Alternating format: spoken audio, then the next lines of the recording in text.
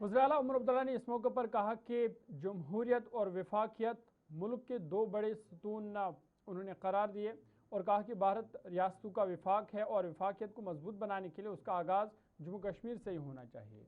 वज़ीर आला उमर अब्दुल्ला ने कहा कि जम्मू कश्मीर से जो कुछ छीना गया है वो वापस किया जाना चाहिए ताकि हमारी शनाख्त सिर्फ अल्फाज तक महदूद ना रहे बल्कि अमली तौर पर भी नजर आए।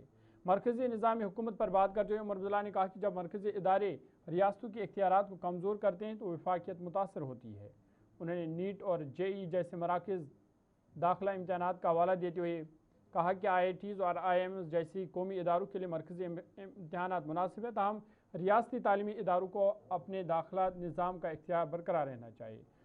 वज़ीर आला ने शफाफ और मेरिट पर मबनी भर्तियों और बेहतर तर्ज हुक्मरानी का यकीन दिलाते हुए कहा कि उनकी हुकूमत नौजवानों की उम्मीदों को पूरा करने और उन्हें तारीकी से रोशनी की जानिब ले जाने के लिए पूरा अज़्म है। इस जिम्मेदारी से भी हम पीछे हट नहीं सकते।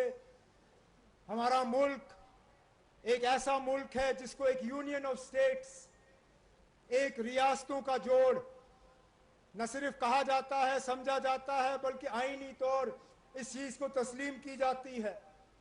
तो आज के मौके पे जब हम फेडरलिज्म की बात करते हैं, उस फेडरलिज्म को मजबूत करना हम जम्मू कश्मीर से शुरू करें।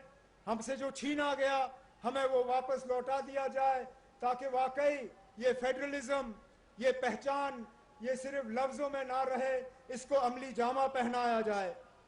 लेकिन फेडरलिज्म को मजबूत करना सिर्फ एक रियासत, एक यूटी को रियासत बनाना नहीं, बल्कि रियासतों को मजबूत बनाना, इस मुल्क की तमाम रियासतों को मजबूत बनाना ही फेडरलिज्म को दोबारा जन्म देना और फेडरलिज्म को ठीक रखना है। रियासतों के मामलों में जब मरकजी एजेंसियां दखल देना शुरू करती हैं तो फेडरलिज्म को नुकसान होता है।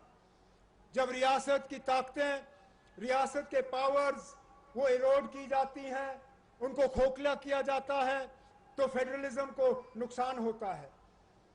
जब रियासत को दी गई पावर्स उनमें सेंट्रल एजेंसीज का इस्तेमाल किया जाता है, नुकसान होता है और उसका नतीजा अक्सर बेशतर हम सड़कों पे देखते हैं। पिछले दिनों जो इस मुल्क